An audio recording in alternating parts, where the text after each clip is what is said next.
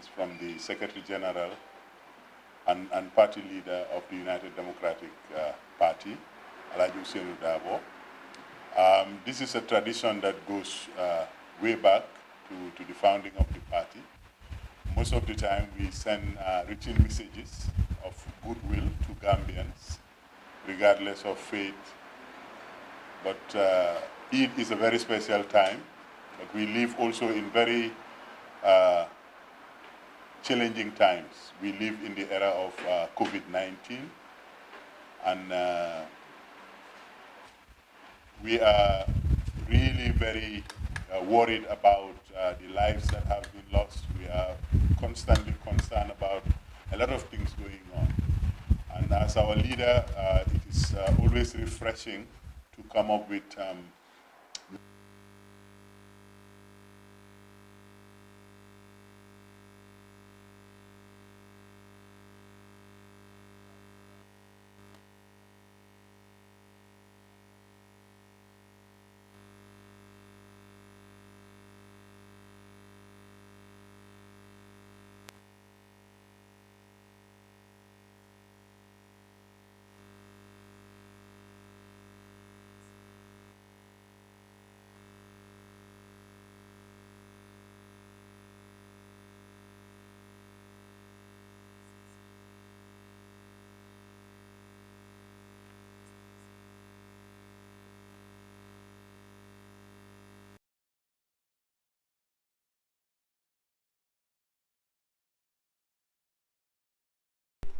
be accepted, and the nation and the broader world at large are blessed. This Ramadan has been a challenging one, as we and the rest of the world face a deadly pandemic that has disrupted normal life and imposed substantial difficulties on individuals and society as a whole. Nearly all societal activities of value, from congregational prayers and other forms of religious practices to vital commercial engagements, as well as everyday living itself, have been adversely affected with short and long-term consequences that are hard to quantify. As real and hard as the situation is, we have seen what is best in our people manifest itself in the help, prayer, and compassion of our people continue to extend to those in greater need. Through individual and collective in these troubled waters, united in the spirit of caring for each other, that Allah strengthens our will and ability to forge ahead together and emerge better and stronger from this difficulty. I want to take a moment to once again thank our frontline health workers for their valiant efforts in keeping us safe under difficult circumstances. With limited resources and acute infrastructure and logistical challenges, they are trying their best to mitigate the spread of a pandemic that has paralyzed nations that are materially far better endowed than us. The frontline workers and our healthcare delivery system itself deserve maximum support from all Gambians.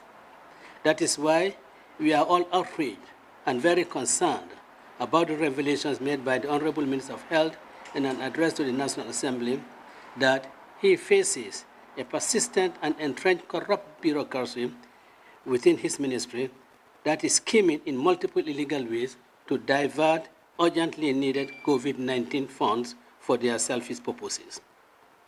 This is in addition to instances of inflated material pricing raised by some lawmakers regarding purchases made by government officials from the same fund.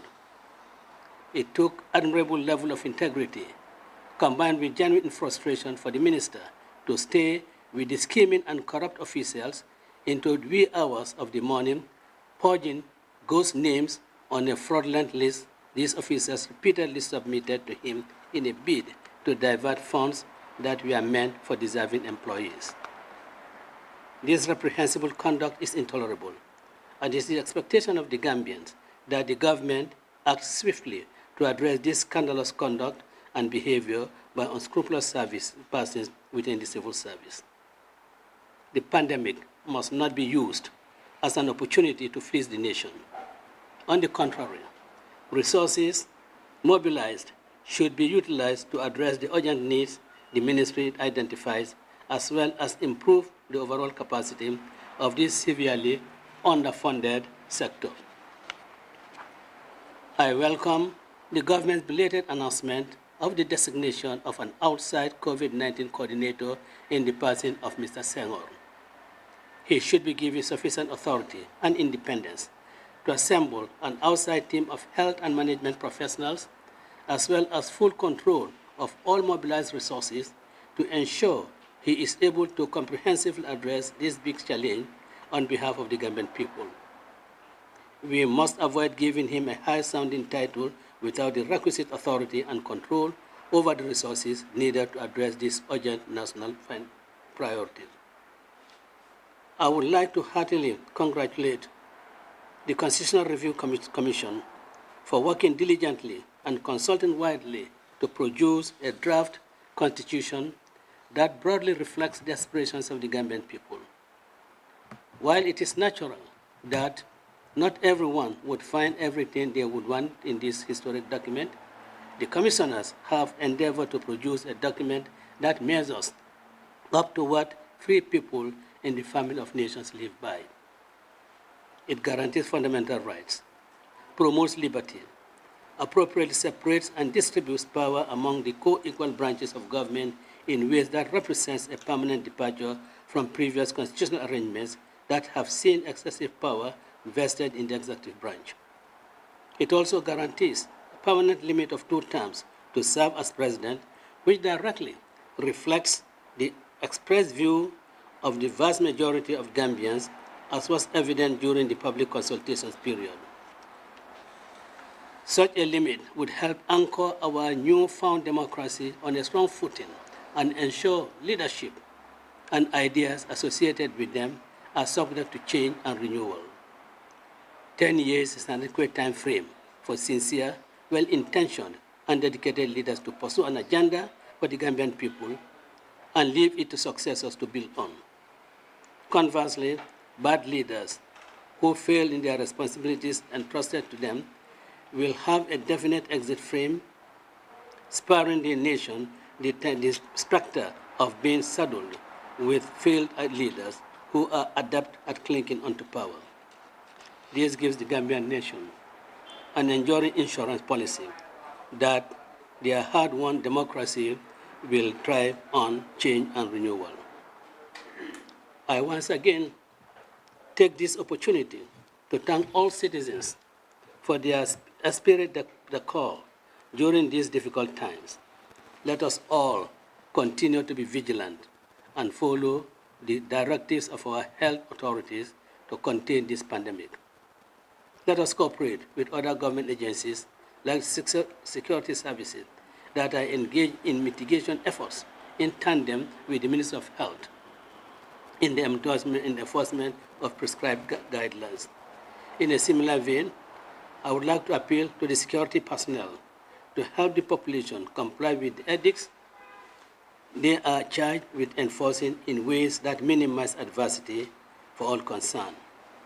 In terms of challenges to our collective well-being, it is vital we work together in the pursuit of solution. I thank you all, and may Allah shower blessings on each of us. Allah showers abundant blessing on each of us. Amen. Thank you very much. Party leader on this day would like to respond to a few national questions. It's a very joyous day, and people need to hear more hopeful messages from the leaders. So if you have a few questions around the Eid and certainly around the COVID-19 emergency response strategies, the party leader would be happy to answer your question.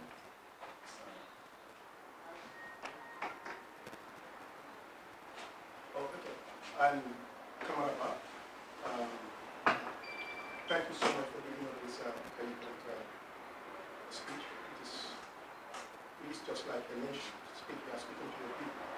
But not too long ago, you talk about the COVID-19 and its protections and everything, and we have been seeing your party playing a lot of thing around it. But yet still, there are people who made mention that your party is playing politics around COVID-19 at the National Assembly. What did you say about that? Well, I think those are really very unfortunate statements, and people who are making such remarks are the ones who are really trying to use the COVID-19 and the state of emergency as instruments in their political activities. You will recall that when I first made a statement on this COVID-19, I did state categorically that my party, our National Assembly members, and the local government authorities, which are controlled by the United Democratic Party, will work hand in hand with government to fight this pandemic.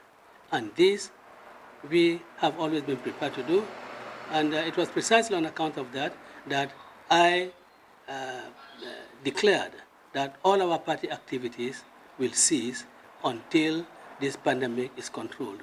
So those who are making those statements really do not really understand the statement that I have made in the past, or if they do, they have forgotten about it. If what is referred to as politics is what happened in the National Assembly, I think, again, that is a grave mistake. After all, the Select Committee, the Special Select Committee on the COVID-19 has a recommendation, which was that 21 days extension should be granted.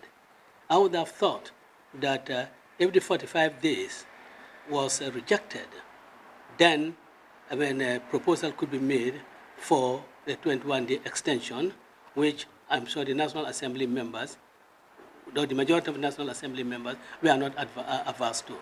But again, for me, what I think is that, I think it is the president who is now playing politics, because they could have got the 21 days from the members of the National Assembly, but he chose that we'll go out and take executive decision to try and put the National Assembly in bad light.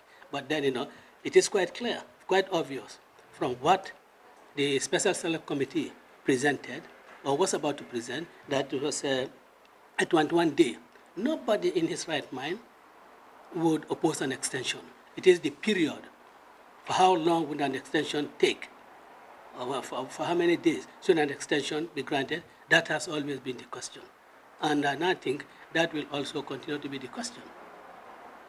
I have one other question with regards to our sister country, Senegal here. We've been seeing the President Macky Sall inviting opponents in politics. Were you invited in the Gambia?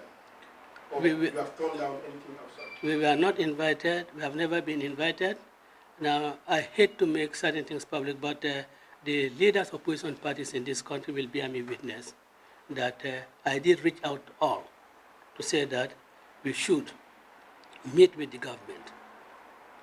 And all the opposition leaders in this country agreed to my suggestion. But, we certainly came across walls. We couldn't penetrate. We couldn't have access to State House. We couldn't be given audience. So it was indirectly. Our request was indirectly objected to. And I'll tell you this: my conversation with one of the leaders on my proposal to meet the president got recorded, and in fact we have it, and that was given out. And the side story I had is that, well, I think they just want to come and try to sugarcoat the president's efforts, which I think was quite unfortunate. I tell you that one of the leaders I spoke to, my conversation with him was recorded, and this found its way into State House. Oh, can you also inform people about, you had an initiative that is the Nation's Food Bank, we've been seeing people coming in, putting in their money and bring cash in kind. Can you inform people how far and why are you not still delivering that to the people when they need it now? I am very grateful to the Gambian people who have responded very positively to of the appeal to contribute to the Buntung in order to get much needed food for the vulnerable. In fact, as at now, we have about 2,770,000 in our account, and the committee, oversight committee, will be meeting soon to decide on the quantity of food items and the various type of food items that we're going to buy for distribution. We've seen that the government is doing distribution, and we do not want to be seen to be in competition with anybody. So that's why we've decided not to hold on until government finishes its own relief, distribution, and then we'll go out, because we don't want anybody to think that we are competing with anyone. In fact, our idea came first, even before government thought of providing, relief. We came first, and we in fact went out to Kuntaur and delivered to them, relief aid. And when government announced that it was going to do their own, they let us wait. And this is for the committee to decide, but we think that now that Ramadan is over, maybe most of our purchases, most of the food items we would want to buy possibly would be rice, because the need for sugar probably is not as urgent as it was in the month of Ramadan. Your Excellency, to ask, my name is Lamin Aslam of the Network, that is the Unity Media Network. I just want to ask how true is this, because in past week we had the presidential advice on politics saying that UDP is trying to play with the lives of the Gambians. At your position, how true is that? Well, I think that is false, and I think I have addressed that question from earlier on when one of your colleagues asked the question that some people asked then that we are playing politics. I think I've answered that. I am having with Paradise TV, and in your opinion, what would you say the current government is doing wrong in addressing the COVID-19 issue? Because they've seen that they've come up with various initiatives, but still things seem to be where they are. There is no headways anywhere. What would you say they're doing wrong? Well, I think in the first place, I think government should really set an example on those corrupt, scheming officials who have dipped their hands into the COVID-19 funds, fleecing the nation. I think government should really set an example on that, And then also, government should really have a well-worked-out plan as to how to deal with this pandemic. I'm happy that a coordinator has now been appointed in the person of Mr. Senghor, whom I know is a very able NGO operative. He works with the Gambia Red Cross Society, which have been really playing very fantastic role, in this matter. So we hope that he will be afforded complete opportunity, that there will be no interference with him. He will carry out, his strategies for really curbing this pandemic. During the president's address, his second address, I believe I stand to be corrected, there was a particular paragraph which stated that local organizations as well as political parties in the Gambia are urged to come forward and join hands with government. Wasn't this an invitation to political parties, or were you waiting for a direct invitation? Well, I would have thought that any president who has any modicum of respect for the other political leaders would not go on a public platform and say, I invite you to come. I think he would, through his protocol or through the relevant line ministry, reach out to those political leaders, and have, what I'll call, a family dialogue, a family conversation on this. But you cannot go on a platform, public platform, and say, I invite you. That does, for me, that's not. You are not really treating your colleagues with the respect they deserve. I think he should be advised when he wants to have the whole nation, other political leaders, work with him on any issue. I think that's not the way to do it. What I initiated, talked to all my colleagues, and they all agreed. And then they blocked us. And as I said, my conversation with one of those leaders was recorded and given to one of Adama's acolytes, whom I know took it to Adama and said, look, you hear what your father, can you hear your father? And so forth. And exactly this is what happened. That's exactly what happened. I came in late, so I wouldn't know whether the question, but I just want to ask your opinion regarding the reported arrest, since we are in the Eid, and a lot of Islamic leaders, of course, want to stage or organize their various congregational prayers, not in mosques, but in their houses. But what we have seen is that they are being harassed by the police. For example, Basori Khalif, police went to his house today. There was a congregation there, and then they attempted to arrest him. What do you make of the government's action in respect of religious leaders in the country? Well, as far as I think in the past few days, religious leaders have been advising that you don't have to go to mosques to perform the Eid prayer. Families can do so in their homes. I think that has been an advice that was given, and that advice, I think, was well received. So that is why I have stated that, look, those police officers, the security personnel, who are entrusted with the responsibility of enforcing these measures, these emergency measures, they should do so with a human face.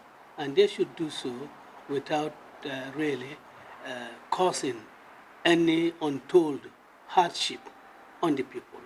I mean, I think it is just sufficient to advise them that yes, although you can do this in your homes, but you have to have physical distancing. I think that is what they should be doing, and not really arresting them, because these sort of things, creates problems in the country, and we certainly this is not the time that this country needs any problems of any sort. This is the time that this country needs to have everyone, with a united, focused attention on the problems of the country, which is this pandemic. That's what we need. Not to do anything that will really cause disunity or further deepen disunity amongst ourselves. I hope that if any arrests have been expected, I hope that those arrested will certainly be released. I think the advice should be on physical distancing, as they say, or social distancing, and not really to arrest people. Why Basori? Why not other places? Because I've seen people on the social media who have really prayed in their homes with their families. Yeah? And in fact, a particular one, which was not only prayer, but then at the end of the 2 rakas, this particular family, there was khutbah. Why are you not arresting those? Why do you have to go to Basori to arrest those people? Are you saying he's targeted? Pardon? Are you saying he's targeted? Well, I'm asking the question because I do not know why. I'm asking the question. But what I'm saying is that I'm appealing to the security that they should enforce these regulations with a human face. I think the bottom line of it is that. So during the latter days of the Ramadan, a very controversial issue came up. That is the EU coming up with a statement supporting LGBTQ rights in the Gambia. And when you came into office, I'd say, in one of your interviews, I will try to quote you, and based on what you said, please correct me. But you appeared to say that Jammeh was using anti-gay rights as a means to perpetuate atrocities on Gambians. And in the past days, we've seen that the UPP has come up with a statement also saying that they are not in for it. What is really happening here? Well, the spokesperson has really stated the position of the United Democratic Party, Our constitution, the 1997 constitution, placed a lot of emphasis on our cultural values. And the draft constitution similarly places great deal of emphasis on promotion of our cultural values, maintaining those cultural values. And homosexuality or lesbianism, is quite alien to the Gambia. What I did say at that time was that homosexuality is not an issue in this country. It was not an issue because, and I said, look, can you tell me who are the people engaged in homosexual activities, in these very reprehensible acts? And that is what I said, that it was not an issue in the country at all, and that he was just trying to use it in order to reach out to the Muslim community, to the Muslim and Christian communities, who are very much against this very bad social practice. At the time, did you promise that your government, which you were a part of, would work towards repealing some of the laws in relation to LGBT people? Oh yeah, any law for us, any law that promotes homosexuality, we cannot condone. We cannot condone. Any more questions? Gentlemen of the press? Yes. Yes, sir. Your Excellency, if there is anything that the COVID-19 has taught us, this will be how to improve our agricultural sector. And way back in 2017, we are in France to secure a project to improve our agricultural sector, which will be, of course, a very good help to the nation when it was implemented. Do you know whether this particular project has been implemented? If not, what will be your advice to the government? Thank you. My name is Mohamed Fatih, a media practitioner at UAB. And I know as a fact that funds have been secured. I think it's about 50 million euro. I think about 50 million euro was secured for improvement of our agricultural sector. And I want to believe that the project is being implemented. In fact, what the COVID-19 has really brought to the forefront is the issue of food insecurity in this country. Whilst the pandemic itself, the virus itself is an health issue, but then the other, very important repercussions or impacts, that it can really, that really exposes is food insecurity. After all, why are we saying that the vulnerable must be given, relief assistance? It is because there is absolute food insecurity. We are not able, the farmers have not been able to produce enough to feed themselves. If we were able to do so, I don't think we would be going about looking for help to really provide food for the needy. What would be done really was to get funds, to improve more on our health infrastructure, and to combat, very seriously this COVID-19, so that we completely eradicate it, and it will become a concern of the past. I think food insecurity is an issue that any government should really address in this country. It's a very serious issue. Poverty is a very serious issue in this country. The data from the Gambia Bureau of Statistics about the level of poverty in this country is so alarming. It's so alarming that one would start thinking, can we really solve this problem? Well, I think we can, and I think with seriousness we'll be able to do so. Thank you very much. One final question, Paradise TV. Yes, in the issue of the final draft constitution, which is currently with the presidency, and in the past days we've seen that the executive has been coming up with concerns in relation to the final draft, one of which is the future of the refugee saying discriminatory against President Darboe. And of course, the powers of the legislature are so much so that they will try to voice your opinion on some of these concerns that they are raising now when they had a lot of time to do so during the constitution making process. Thank you. Well, my view of this matter is that the President Barrow and his government have ample confidence in the commissioners selected to carry out this monumental task. And there's no dispute that they have acquitted themselves to the expectation of the Gambian people, or to the expectation of the majority of reasonable Gambians. Now, I think the only issues that I hear the executive is concerned about it is the term limit, as well as powers of the National Assembly.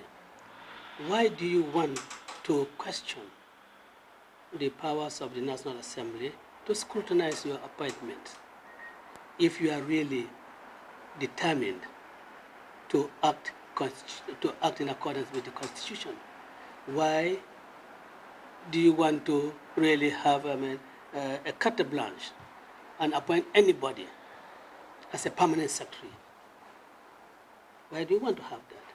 Why should that not be the subject of confirmation so that the candidate can be investigated?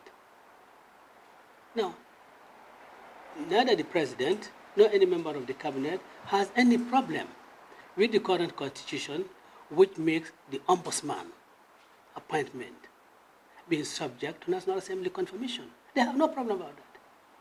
Why should they have problem with the National Assembly confirm the appointment of other officers who have been so stated in the Constitution? They are not taking away any power from them, from the National Assembly, from the executive. In fact, what the executive has always stood for, or the current government, when it was campaigning, that what it has all been advocating is that there must be an executive that is subject to control. You cannot just have the executive behave and act in ways that suits them, just to do things in on their whims and caprices. But that is what this Constitution tries to forbid. But apart from that, you look at these transitional provisions, you look at the independent offices, the independent institutional offices. The Constitution states, this draft says that those people will be deemed to have the qualifications stipulated for the office holders. IEC, the chairman, is supposed to be a judge of the Supreme, or qualified, or a retired judge, or qualified to be appointed the judge of the Supreme Court. We all know that the current chairman is not even a lawyer, but it is deemed by this Constitution to his appointment to be regular. Why are they not querying that? This is what I'm saying, that,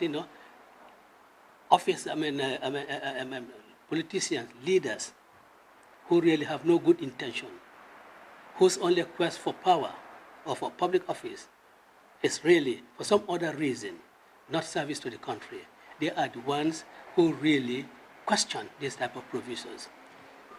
My experience has been that transitional provisions have virtually all been deeming provisions.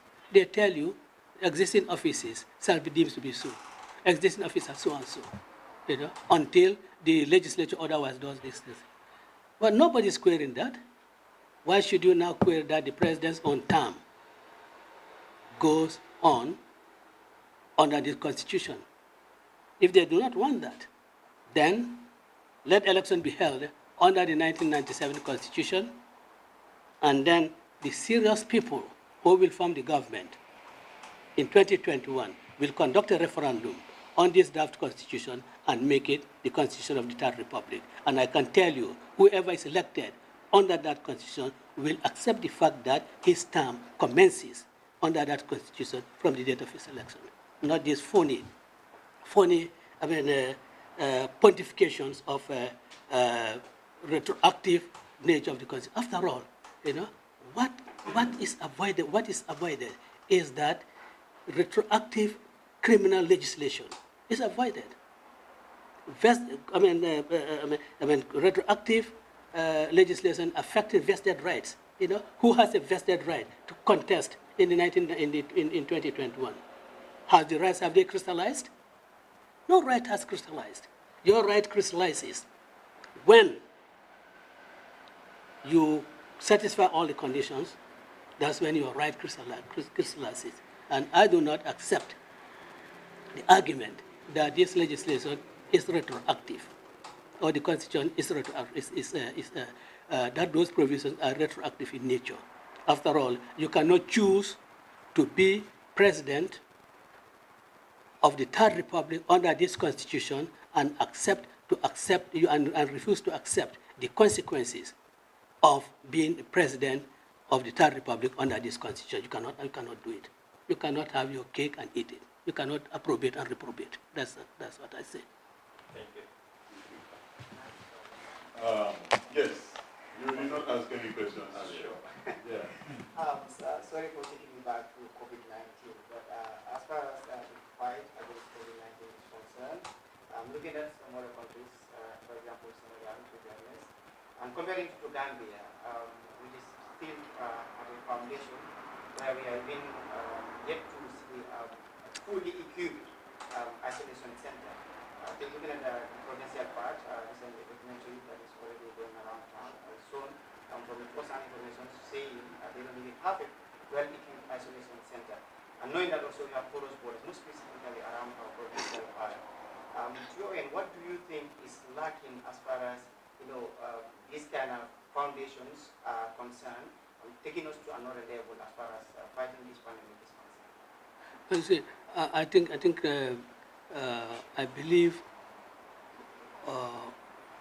if not all, but the majority of the confirmed cases have been with people who came into the country. So, which means that internally, Corona was really absent. It was imported. Yeah. So, it is therefore absolutely necessary that we man our borders properly. I think with the number of people we have in our various security sections, I think they could be better utilized in manning our borders. Because these people who come in, they would not use the official entry points. They would go through through the back roads, and get into the country, and it is therefore necessary that all the areas, and it's not difficult to find, you go to the far east, in the CRR, you go to places like Kungel, you go to other places like Same Pachonki, because there's just a border with Sise Kunda in Senegal. You station your people there, and the local people really, when they see soldiers, armed soldiers stationed in this place, that will serve as a deterrent. They will never come into the country. I think that's what. And then the little equipments we have, I think it should be a question of how we really utilize them. Of course, we have only centers around, the greater Banjul area. I do not know why Bansang, places like Bansang Hospital, should not be well equipped. Karantaba Health Center, Kuntaur Health Center, Basse Health Center. I think these places should also be equipped not only with gadgets and so forth, but with trained personnel to really do so. I want to think that Mr. Senghor will address these issues very urgently. I want to believe so. Thank you very much, gentlemen of the press. This brings us to the end of this e-greetings from the Secretary General and Party Leader. A copy of the text is available, and I will be happy to share with all of you. Again, we look forward to your propagation of these messages because we live in a very anxious time. And as you can see, our party leader has always been engaging with the media to try and get across the messages that Gambians need to hear in these very, very anxiety-ridden times. So thank you again for your time on this Eid Day in the Gambia. Thank you very much. Thank you.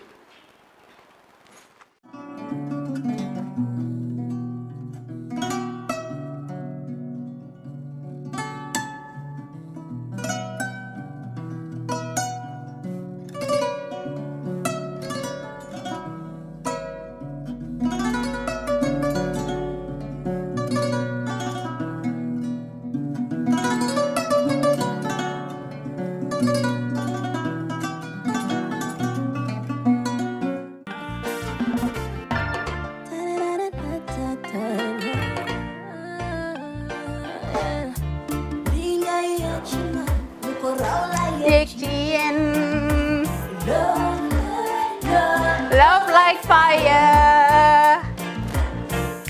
Wow.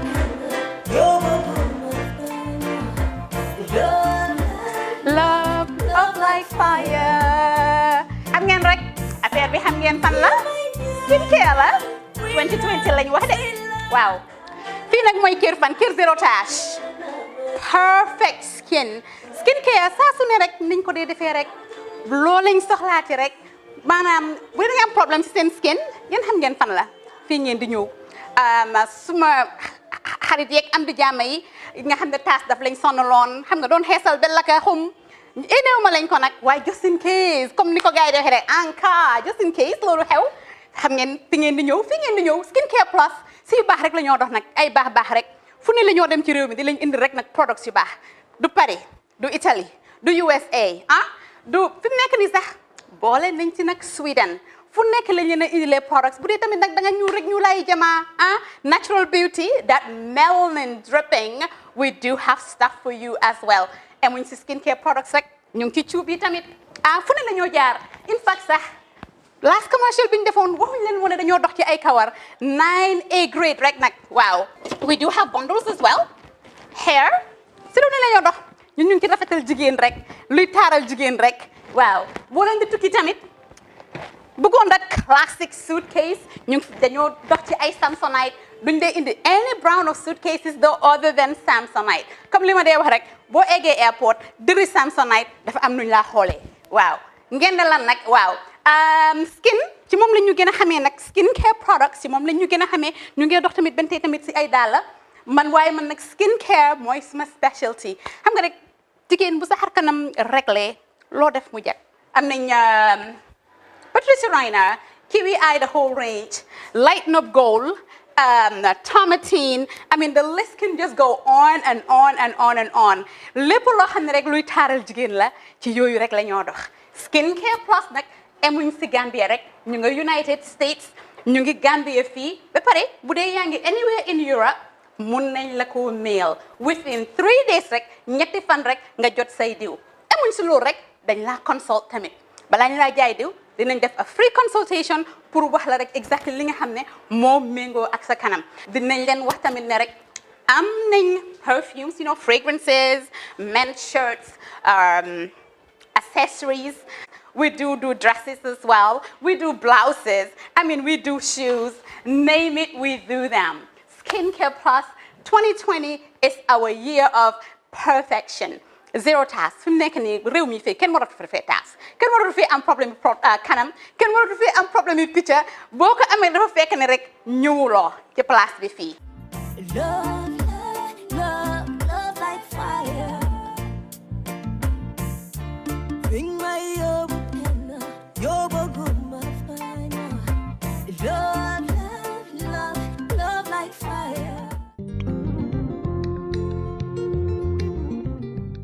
Stewart & Co. Solicitors, a legal excellence firm in London that can help you with all aspects of your legal work. If you are looking at immigrating to the United Kingdom, Stewart & Co. can help you to set up business, buy houses in the UK, and will deal with all your legal works from start to finish. For all your general immigration work, we can help you with that as well. If you apply for any form of visa, whether student visas, settlement visas, marriage visas, or a child wanting to come to the United Kingdom to settle with the family, we can help you to achieve your goals. Stewart & Co. Solicitors, a legal excellence firm specializing in conveyancing, immigration, litigation, family law, personal injury, licensing, no win, no fee. Contact us today at www.sk-solicitors.com.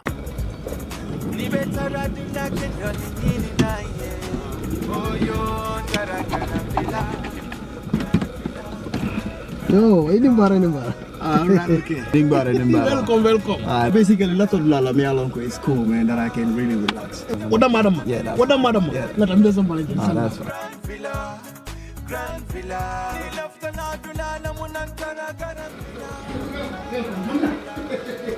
Grand Villa. That's fine. Slowly. Yes. No. Yeah, actually, a lot of people are basically me alone because they relax. So the two things that I can understand.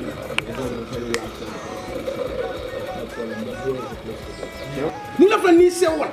Nidia, Nena Grand Villa is the best guest house in the Gambia. Beji andikam Grand Villa Guest House. Na labungol bebe senyaring adum na bungol bebe nyarandiring coming ibela fila ila suwe taranyame. Until Grand Villa na kiliano la lafino wale mukamotin telkam. Na ye sabati Grand Villa yela kodo na fa kalamuta.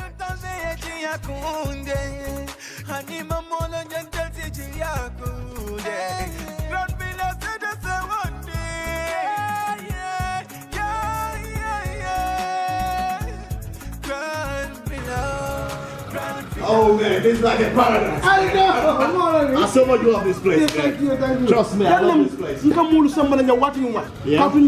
And you to Gambia. Grand Villa. I tell you. I love this place. Okay. Yes. I love this place, man. Oh yeah. Ni lefta na kuo keso sotola. Futama Oljuntum Paradise Estate. Mbaya kumandiroke 7527-218. Wale futana website auto www.grandvillaguesthouse.com. Grand Villa Guest House.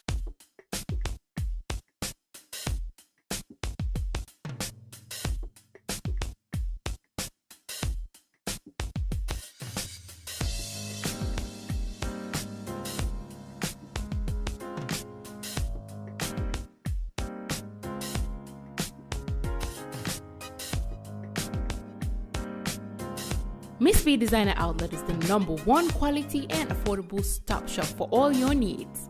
Get your evening dresses, suit and ties, office wears for both ladies and gentlemen, beach wears, sport wears, pure leather shoes for men, quality belts, bags, heels for our beautiful ladies, original perfumes, accessories, and a lot more.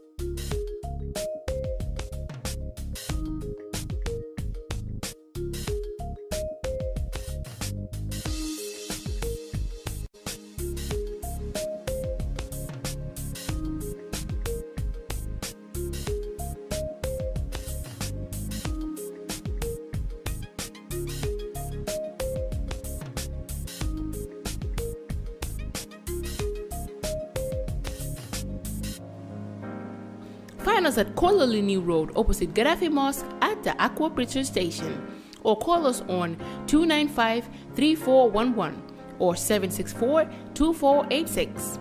Miss B Designer Outlet. Shop right, look good.